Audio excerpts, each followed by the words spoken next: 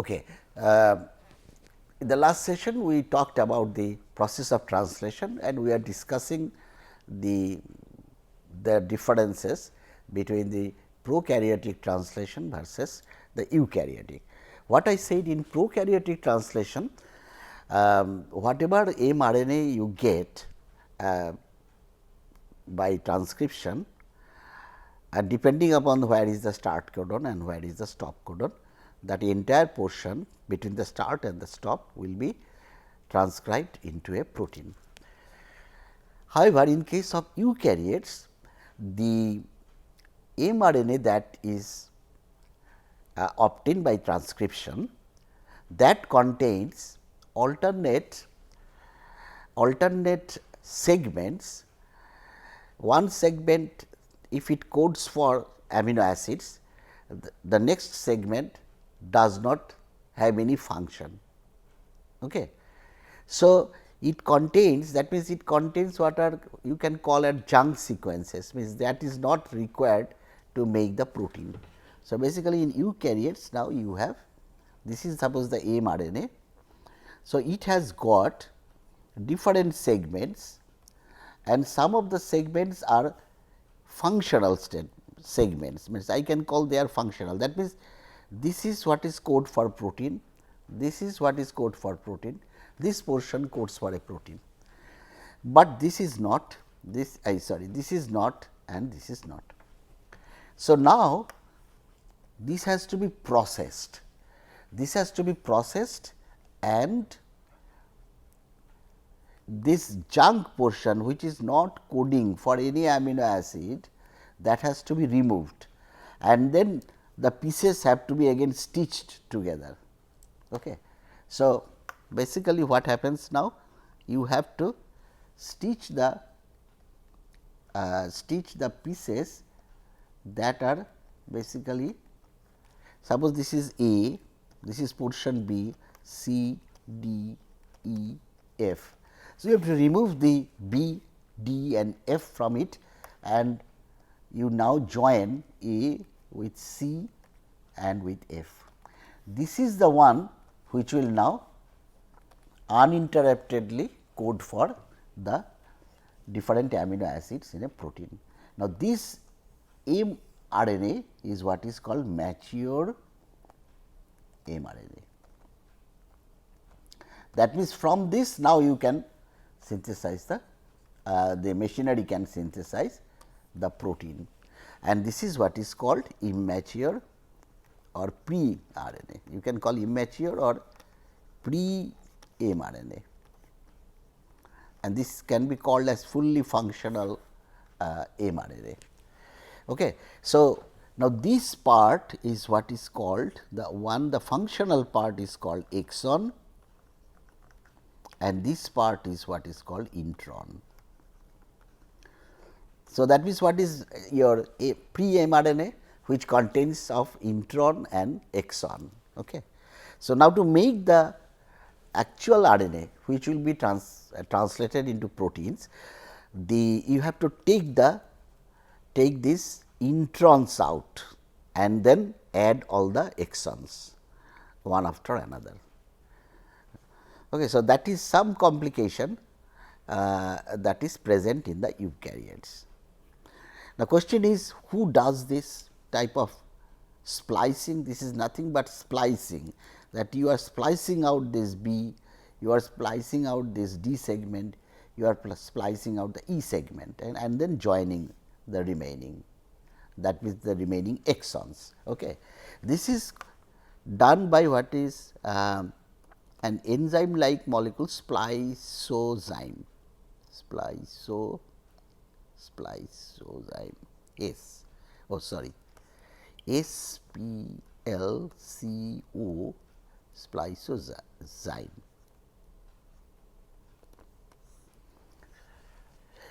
What is spliceozyme? Which removes the introns and join the exons together.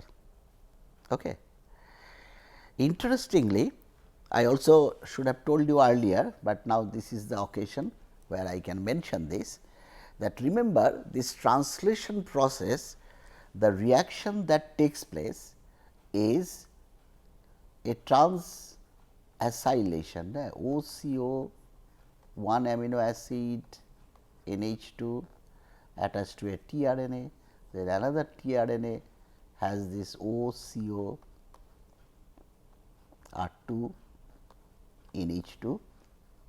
So, this NH2 attacks here, comes here. However, the question is there any catalyst to do this reaction? Because if you take two amino acids which is acylated and try to mix it in a test tube, the peptide is not formed right away. It may be formed, but it will be very slow. Means what I am saying, that if you take a tRNA and separately outside, tRNA attached to one amino acid and another tRNA attached to another amino acid, the question is whether they will react to form a peptide or not. And what has been found, that they are not reacting with each other, the rate will be very slow. So, the next, that means there must be some catalysis step or some catalyst is there in the ribosome who is assisting the formation of this peptide chain. And that what was found ultimately, it is that it is the ribosome itself, the RNA that is present in the ribosome, that catalyzes this reaction. Okay. One fact is that these two RNAs, tRNAs are close to each other. You know, for a reaction to happen, proximity is very important. Okay. Because if you take two compounds and mix them together, there is a rare chance, the chances that they are very close to each other is very small. It is basically you have to bring them together so that they are close to each other. Who does that? It is the ribosome, because it is bringing, because of the codon anticodon interaction, it is bringing the both the tRNAs side by side. So, one factor it has taken care of, that is bringing the reactive functionalities very close to each other. Okay. The second one is that even if you bring them very close together, do you need any catalysis after that? That means, do you know any assistance to do that reaction? Yes, what happens? I said it is the RNA which catalyzes the reaction. Remember, RNA has a nucleophilic 2' hydroxy group, and it has been found that that 2' hydroxy group first attacks this acylated tRNA, releases this one, and it forms the tetrahedral via the tetrahedral complex, and then the second NH2 comes and attacks and releases the RNA. It is like very similar to your protein enzyme chemistry. Like remember chymotrypsin, how does it hydrolyze a peptide bond? That first the nucleophile attacks, forms a tetrahedral intermediate, and the next is the water comes and attacks. Okay. It is the same mechanism here. Instead of your, if I write the RNA like this, and suppose this is your base and this is the phosphate. So, this will be your 1 carbon, 2 carbon, 3 carbon, 2 prime. So, what I am saying, the 2 prime OH is attacking this acyl, releasing this one, and the next step is the NH2 comes and releases the 2 prime OH. So, this is what is called nothing but nucleophilic catalysis. So, now we are seeing that an RNA molecule also has catalytic activity, and that was a very that is basically nullifying or going against the central dogma of biology, because in central dogma of biology it is the proteins which are enzymes that carries out all the reactions. But this is an interesting fact where RNA can act as an enzyme. So, when RNA acts as an enzyme, they are called ribozymes. So, ribozymes are nothing but RNA acting as an enzyme in that is ribose. So, see one important reaction of this formation of the peptide bond by transacylation, that is through the RNA, which is ribosomal RNA acting as a nucleophile. Okay. Now, let us come to the other one, the spliceosome. Again, the spliceosome. Again, this, as I said, this splicing is done by RNA molecules. The RNA molecules itself does the splicing and then join the exons together. So, that is another example where RNA can act as an enzyme. In fact, these are Nobel Prize winning work. Thomas Cech, he first showed that in RNA can also act as an enzyme, and these are the two examples that I know that where the RNA can act as enzymes. One is this peptide bond formation, another is this splicing of the the immature RNA, mRNA into the matured form. Okay. So, now let us try to do a problem. Okay. Suppose this is the sequence of the mRNA that is given. Okay. mRNA is nothing but the template. mRNA provides the template for the protein synthesis. Okay. And depending on the sequence of the codons in the mRNA, accordingly the primary structure of the protein will be dictated. Okay. Now, suppose this is the sequence of the mRNA. Okay. And now, if I ask that write the structure of the peptide that is going to be obtained from it by translation. So, what is the sequence of the peptide? That is the question. Now, how to solve this? First, you try to find out in this sequence where is your AUG. Okay.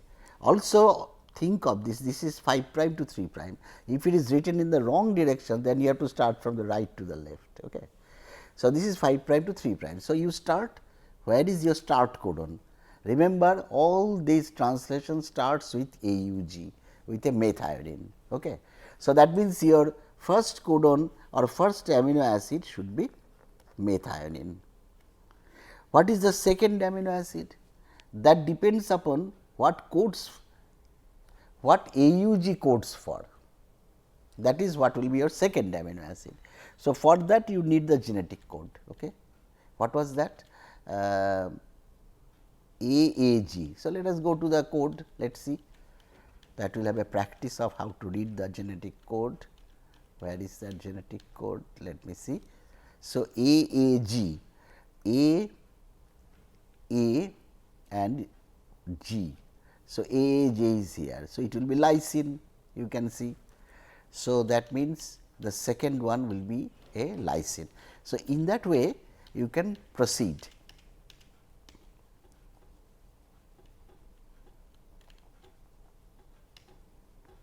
Yes. So, AJ we know that that is a lysine. So, what is the third one? AGG. Now, I am not going back, the answer is given here. So, that is the start codon. The second one is methionine, the second one is lysine, we have already known. AGC codes for AGG codes for arginine, AGG. So, the third one is arginine, CCC codes for proline. So, that will be proline. So, in this way dotted means it is continuing according to the genetic code, and then suddenly last you see that there is a UAA. Now, UAA is a stop codon. So, your protein synthesis will go from here to there. Okay. Now, you can have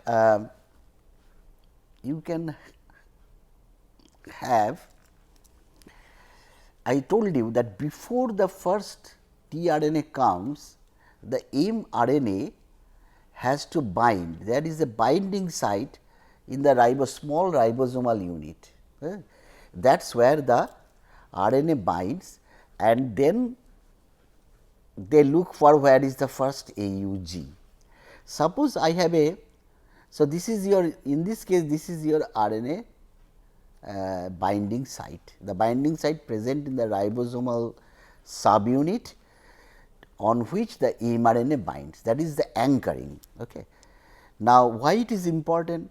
Suppose I have a sequence of mRNA where this sequence is there UAA GG, suppose this is your anchoring sequence. Okay. Now, you see that there is AUG here, and then you can see that there is another AUG here. It may happen that there may be several AUGs here. So, now the how the system will know where to start. If this sequence is suppose where we have written here. So, the mRNA will bind here, and then as it anchors here, then it sees the first, where is the first AUG. So, the protein synthesis starts here. But suppose this sequence is in between this AUG and that AUG. Suppose here is the anchoring sequence, then what will happen? Your protein synthesis will think that this is my starting codon, and the start codon, if this is the start codon, then the protein synthesis will go from here to there until a stop codon it reaches. So, this anchoring sequence is also important, because if there are a lot of AUG which is possible, and then which AUG to start with, that depends on where the mRNA has anchored. Okay. So, basically where it is, bottom line is that where the place where it is anchored, from there the first AUG is your start codon. Okay. If the anchoring sequence is between two AUGs, then the following the first AUG from the right side, means from the 5 prime to 3 prime end, that will be your start codon. Okay. I think that should be clear now. What is the how correct amino acids are selected during protein synthesis? During protein synthesis, I told you this is all corrected, means it will depend on the anticodon. Okay. The anticodon is the one which on which, interestingly, whatever anticodon is here, the RNA, as if the RNA can recognize that. So, that when the OH is attached to this acylated amino acid, the question is how does it really know what is there here?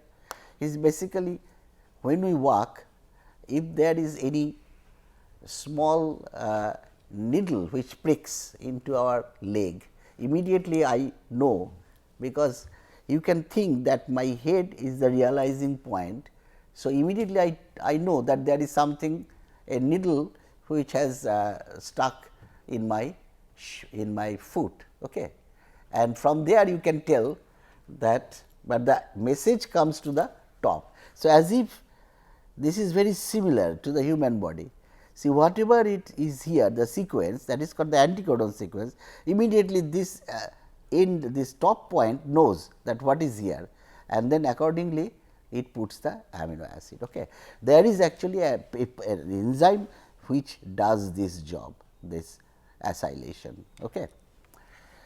Amino acyl tRNA amino acyl synthetase. Okay. Now, a quick look at the again the genetic code, some more. Okay, this is everything is there. I think everything is covered now, exit site, peptide site, amino acid site, and it is shown here schematically. I can show it. This is the first amino acid methionine, and then it is the A site accordingly GGG. So, CCC will come, and CCC codes for So, that goes for glycine. So, methionine and glycine will combine, and then the reaction methionine is transferred to the glycine, this becomes free. So, what will be the next?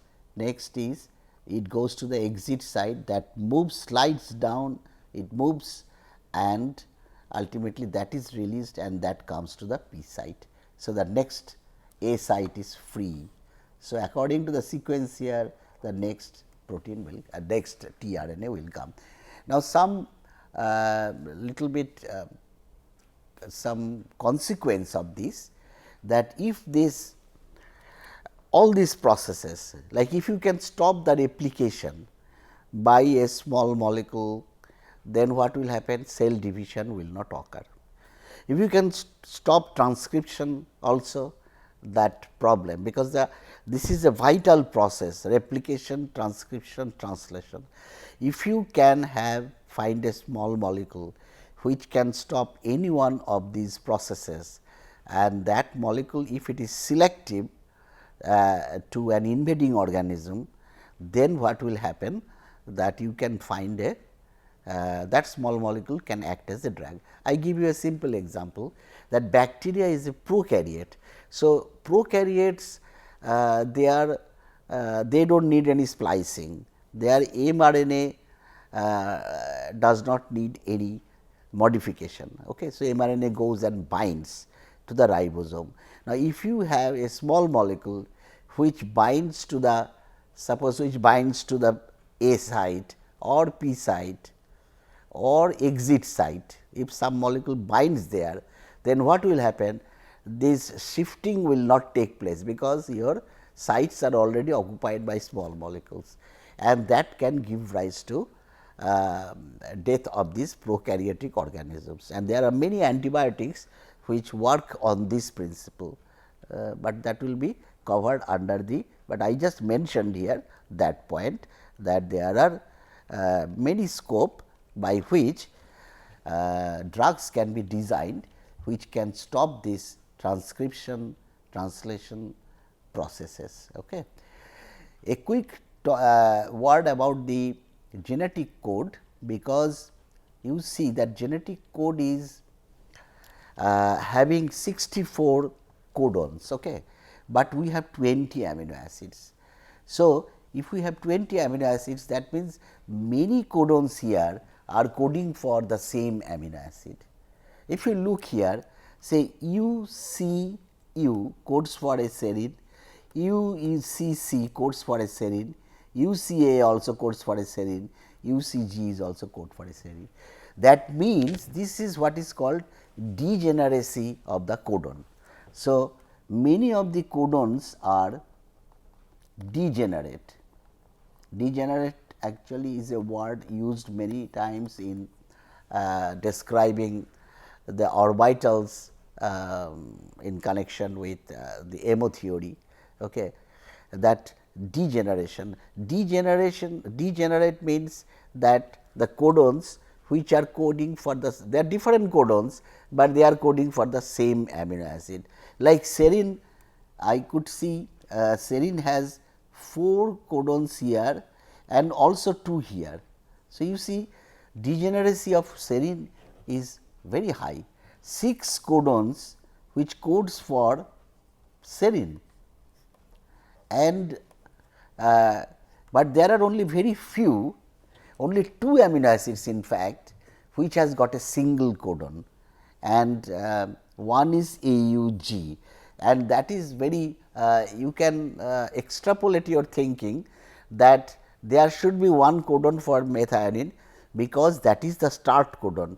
If the start codon is not a fixed one, if methionine had many codons, means a lot of degeneracy, then the whole machinery will become very complicated, that where to start. So, methionine nature has preserved only one codon for methionine, and I think there is one more which has got only one codon, and that is tryptophan. That also has only one codon. Others have more than, others are all degenerate, but serine is a very special case which has so many 6 is there.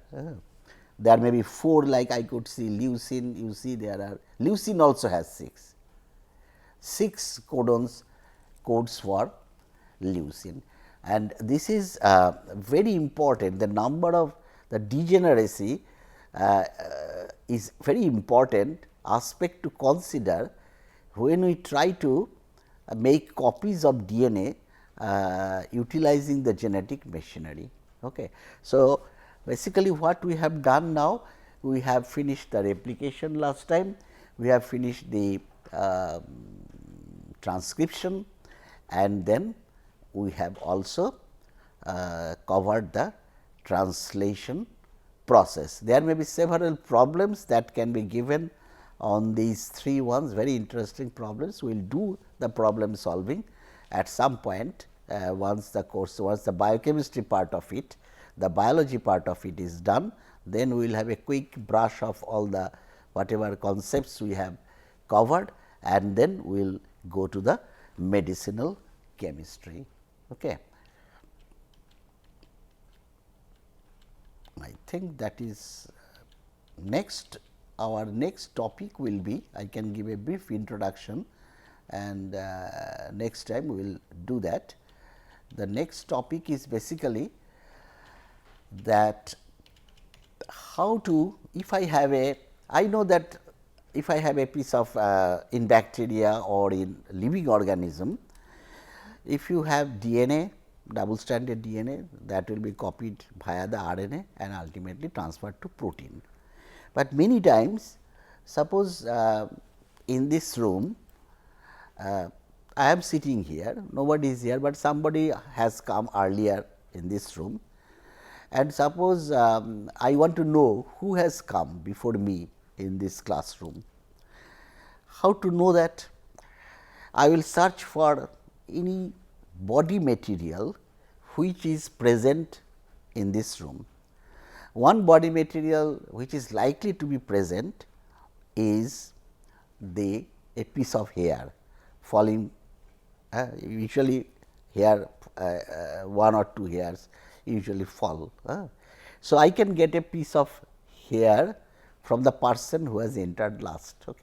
So, I take that piece of hair, I isolate whatever DNA is there, but how much DNA I will get? I will get a tiny amount of DNA. Okay. Now, I have to analyze the DNA.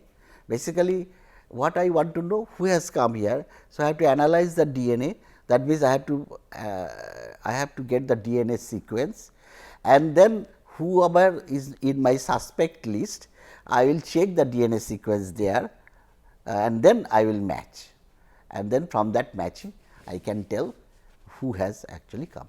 But the bottleneck to do this is basically there are 2 aspects. One is that is it that always full matching will be there, that is number 1 question, that is a very vital question, very fundamental question. But before that the thing is that my hands are very tight, because I have a very tiny amount of DNA which may not allow me to do any further analysis of that DNA. So, we have to make multiple copies of the DNA that I isolate from a single hair. And there are techniques. One technique is what is called polymerase chain reaction, PCR. PCR is a remarkable process. It is a tool, essential tool in any biology laboratory, and it is continuously being used. Basically, PCR is a technique by which you can make copies and copies, multiple copies of DNA. Okay. That is one aspect, one way. Another way is that whatever DNA you isolate, even if it is small, you can insert this piece of DNA into a bacterial DNA. Some bacteria which is not pathogenic, some bacteria where if you can insert that foreign piece of DNA into a bacteria successfully, then what will happen when the bacteria grows, when you have fermentation, to grow the bacteria, then the bacteria will make some, you can get copies of that DNA in the bacteria, and then you can, if you have a technique to isolate back, cut that piece of DNA from the bacteria and isolate it, you can get multiple copies of the DNA. Okay. So, these are the two different ways by which you can take get multiple copies of DNA, but because of the simplicity, the PCR technique has attracted the most. However, the other aspect where a foreign DNA is implanted into a bacterial cell, into bacterial DNA, that is that has got one advantage in that you can always grow the bacteria and then get whenever you need that piece of DNA. Okay. So, we will discuss all these amplification of DNA, the techniques in the next session. Thank you.